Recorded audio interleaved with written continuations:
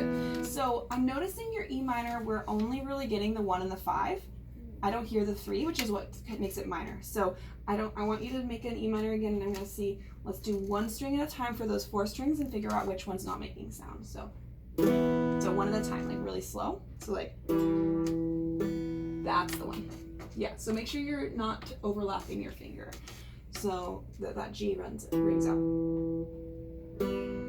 See how it's like, I think we're bumping against it with this guy. There we go, yeah. There, I hear it now. Yeah, there it is. Okay, that's very important because without it, it could be a minor, it could be a major, we don't know. Okay, so, and your thumb does not have to wrap around quite that much. If you allow your hand to have a bit of a shape, like a ping pong ball could be held there, that'll give you a little more strength and a little bit more curve to your finger. And then that way you won't have to worry about the overlap as much. Okay, so try strumming that. Ah, that's a little better. Okay. All right, shake it out. All right. Great job. So I want you to try, not the whole thing, but I want you to try, I'm thinking this part from Eleanor Rigby, Jar by the Door, okay? I want you to do that without me counting out loud. So either you count out loud or just count somehow, and I want to see how accurate you're going to be.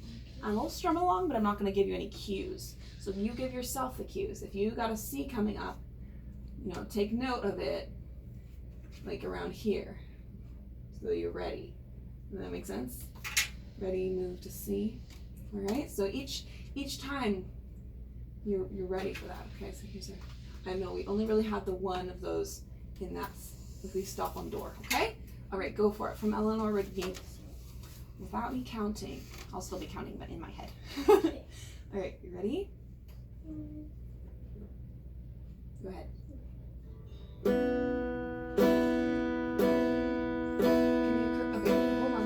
That, can you curve that finger again a little further so we don't overlap? All right, that's a little better. Okay, go for it. Ready?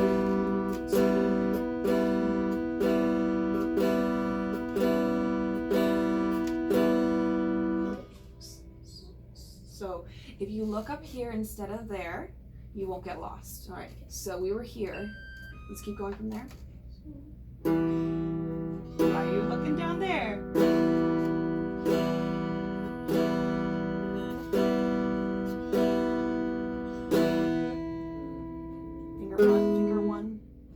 Finger one. There you go.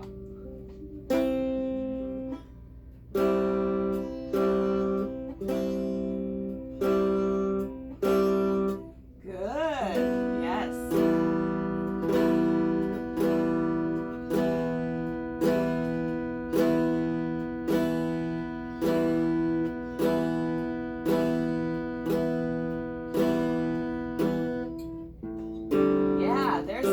Okay, nice timing on those. Very, very nice.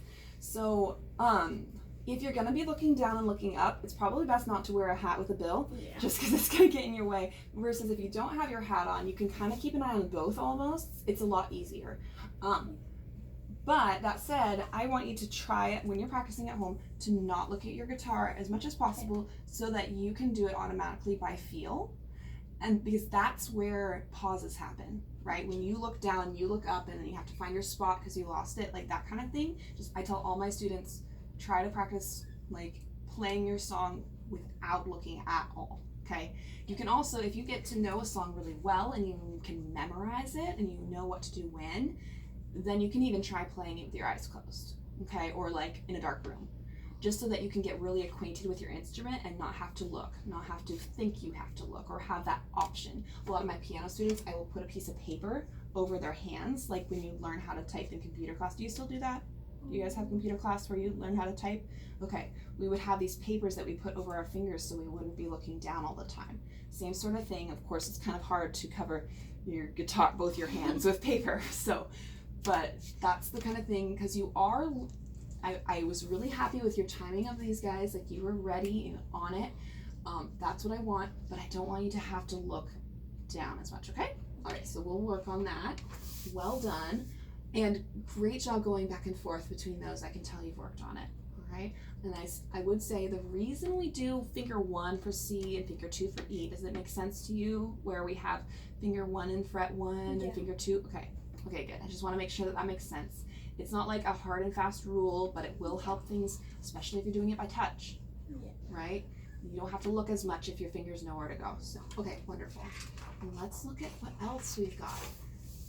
Oh, notes. Okay, notes are great. This is where we're going to start learning all of those notes. It's one string means a note. Okay, if we're doing more strings, it's a chord, but a chord is built with multiple strings. So each string represents a note, and that's what we use to make our chords. Does it make sense? It's like the building blocks. Okay, so if we have an open first string, the thinnest one toward the floor, that's a note E. Okay, so you don't have to push anything. No, don't push anything. That's this. Okay, we're not there yet. So this is open. Okay, see how they don't push anything? And then you play that string with your right hand. There you go. Okay. That looks like this on the staff. Okay. So in that top space, if you play that note 3 times per measure, you would end up with this song here. It's the same note the whole time, but nice and steady. So let's try it. Just that one string, yeah.